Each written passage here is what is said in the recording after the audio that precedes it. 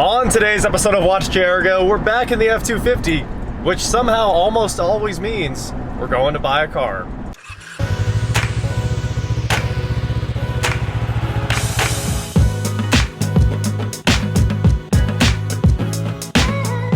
What is going on, guys? I am Watch Jericho, and today, like I said, we're out in the truck, and I'm not sold on this car yet, so we're gonna decide together. But I really do think that I can probably fix it, and I can probably fix it dirt cheap, and it would be an amazing car to have.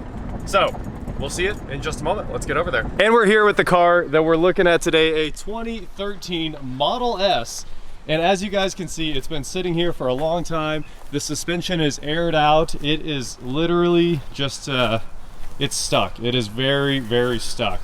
So, a friend of mine hit me up about this car, and he said that it got stuck in the parking lot at work, and they had to get it out of there, so they brought it to his house, and that's where it's sat ever since. Now, it's got a ton of errors on the dash, which we're gonna go check out in a minute. I know that much, and I know that it won't go into gear, and right now it won't even go into neutral, which is a function of the 12-volt battery, of course. If you didn't know, EVs still have a normal car battery. It runs most of the normal 12-volt systems because the 12-volt systems are the same in normal cars, ICE cars, and EVs. So this thing has a 12-volt battery, and when I walked up to it, the screen was on a minute ago, but then I tried to run like headlights on, and it just died like that. So we'll take a quick look at this thing. I already pulled some of the panels out because I wanted to look at some of the fuses and stuff like that in here. It looks like everything's fine. 12-volt battery's hiding under here. To jump the thing, he's got the jump terminals exposed already. The front grille is off, and a tow truck driver dumped it off here and put it on blocks, basically. So, a Tesla on blocks. But this thing is very cool. It is a performance. You got the P85D badge there, which is awesome. It has unlimited supercharging, unlimited data. So it's honestly a really cool car. Not to mention, he has like the perfect car collection. Cayenne Turbo S, one of my favorite generations, and a Boxster and a Tesla Model S. So definitely a cool collection here. Now you can see this thing's completely dead inside. It will not do anything at all. It doesn't matter. Even the hazards are dead. So let's go get my truck, hook this thing up to some big power, and hopefully we can get it to come back to life. Air suspension might lift up, and maybe we can get the windows to roll up and stuff like that and start figuring out what the game plan is. So we got a little bit of power. Find out if any of this stuff works.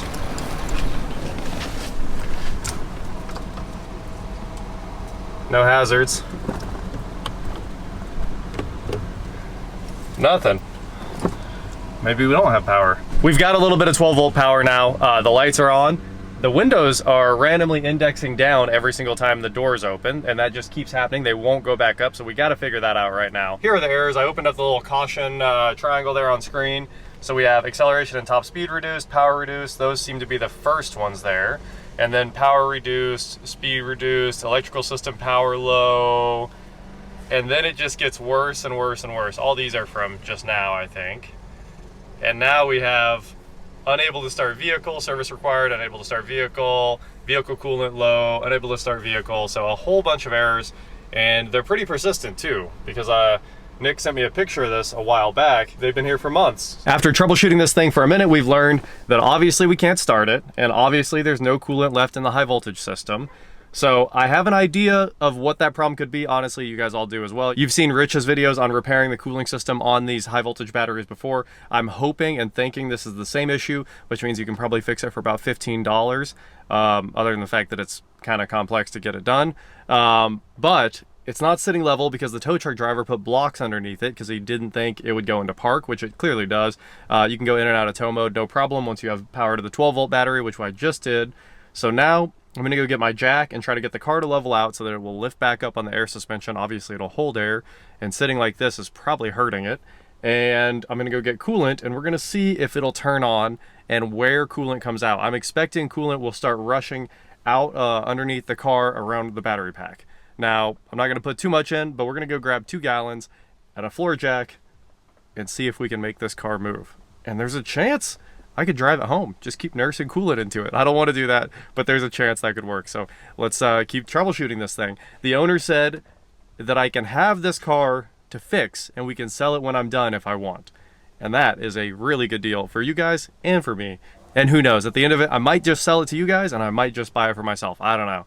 I have always wanted a Model S, but I can't bring myself to pay the money it costs. This one's a really good deal with, you know, unlimited supercharging, unlimited data.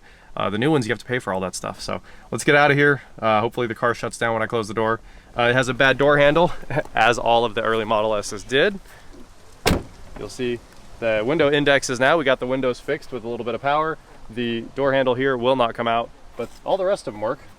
Let's see if I think the remote's broken too. Ah, it locked. Okay, let's get out of here. While I'm driving to the Tesla dealership to pick up some parts to keep troubleshooting this thing, which, as you guys guessed, is O'Reilly's, of course, I need to add some context to this. And the first part of that context is there is no Tesla service in Wichita, Kansas. Now, we are a major metropolitan area, and Apple and Tesla hate us. And it makes no sense we have to drive to Oklahoma City or Kansas City for Tesla or Apple. So Nick, being obviously a car guy, but he doesn't work on cars, he doesn't know anything about it, and he said that when that battery coolant warning came up, he jumped on the internet and looked up what to do, and the internet scared him to death. And it does that. It doesn't tell you which coolant the car needs. Apparently this one will be fine on the G48, but there's two different options. It broke at work. There's no one to call. There's no one that works on these things in town, not like a shop like Electrified Garage, no Tesla service center. So you're either spending thousands to ship the thing to, say, Florida, or at least hundreds to ship the thing to Kansas City. So instead of doing any of that, he just abandoned this thing in the driveway, and I think it's been there for almost a year. He offered it to me way back then, and I had the shop, and I really wanted to buy it, but I had so many other projects that I couldn't do anything either. So things finally worked out. We were able to get together today, and it's time for me to figure this thing out and decide what we're doing with it, obviously. So it's not like he could have done anything else with it. The only options with cars like this in Wichita are sell them or hope you can find somebody that'll work on them where they're at. And we are here at O'Reilly's to grab some coolant. I can see the G48 through the window already. So we should be good to go in a second. Oh, it says it right on it. Pretty easy to find. Okay, 2 gallons. Who knows how empty this system is? It may be completely dry. I don't know what the capacity is, but I think 2 gallons should let it start. Let's find out. Okay, we're back with the dead Model S, and I just got the power hooked back up to it. So let's see if the key will work today. If I push really hard. Yeah, this key is very dead. Luckily, the owner already hooked me up with the app. If I remember right, when the key's in your pocket, you can just push on the handle and it should pop open. Let's see. It's not working.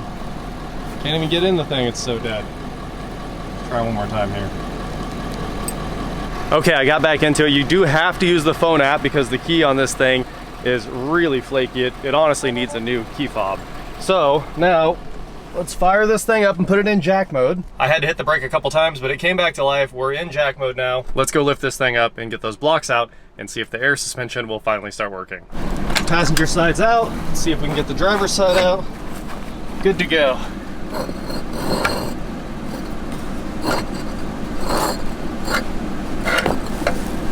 Luckily, all this trim the tow truck driver messed up will just snap back into place, and we can let the car down.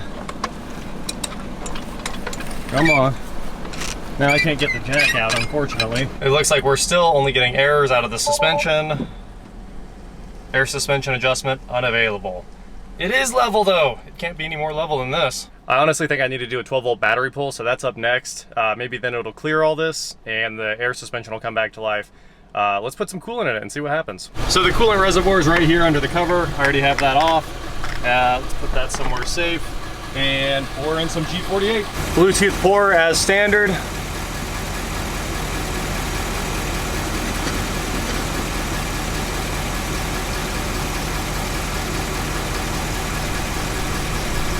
And as we do this, I think I'll have to power the car on and off to start the pump for the cooling system. But it is taking it all.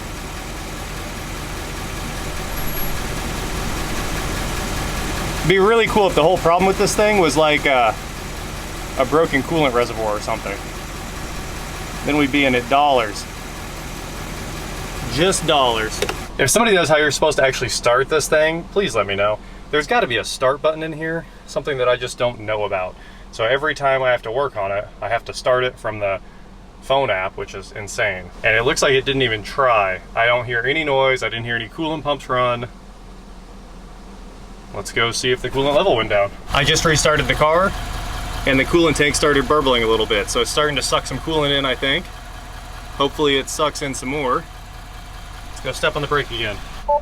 We don't have a low coolant light anymore. We only have unable to start vehicle, unable to start vehicle, unable to start vehicle. Ran an extension cord to the charger, got the door open, hooked it up. I don't know if it's actually working here at all. It looks like it's not working. Yeah, it said charging starting. Now it says charging stopped after just a moment. Start charging. We got nothing here. Show me some errors here. Charging disabled while using manual release. Close charge port door and retry. Unable to drive, remove charge cable. Just pump the coolant, that's all I want. If you were wondering what it takes to get at the 12-volt battery in a Model S, you disassemble the whole car.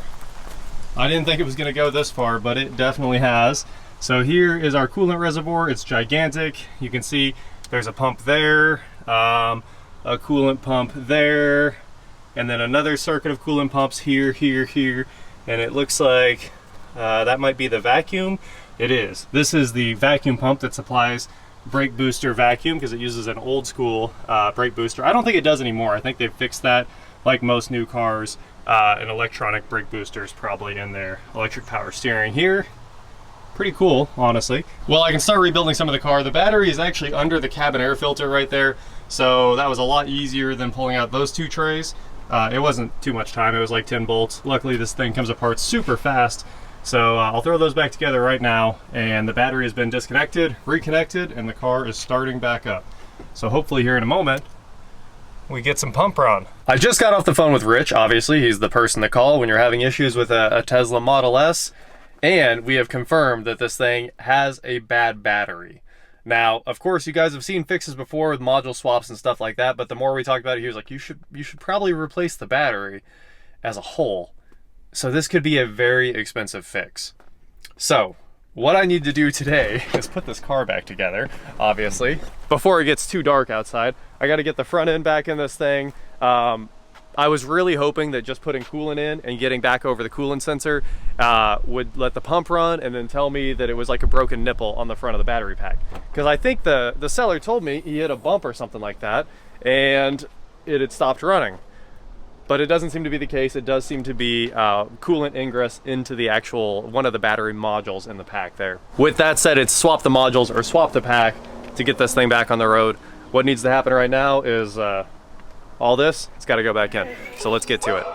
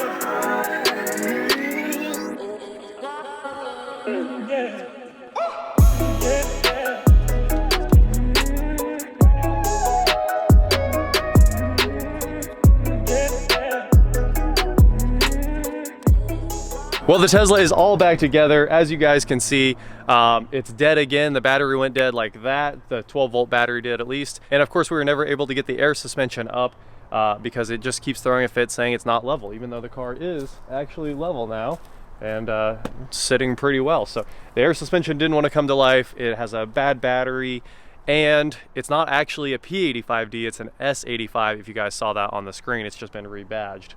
So let me know in the comments below, do we buy this and try to fix it? I think it can be done. And also, maybe it can't. So we'll just have to find out together. That is it for today, guys. Thank you so much for watching. Don't forget to head on over to shop.watchjergo.com for cool shirts, not like this. And please like, share, subscribe, do whatever you want to do, and I will talk to you next time. It does look cool aired out though. It's got that going for it. I should add two quick notes to this while I'm headed home. And one of those is that the cooling issue is that the cooling gets into the battery modules and basically creates a path to the ground, and the battery management system immediately just shuts the car down. So that seems to be what happened, and the owner did say that it did kind of gradually happen. The car said like pull over and stop driving, so he did, and after that, of course, it was just stuck. It would not move again. And on that note, the second thing is the 2013 batteries are basically famous for doing that, and they were kind of all fixed later. So I think 2012 and 2013s, those are the ones where you're going to see those issues the most, and the later batteries are much better.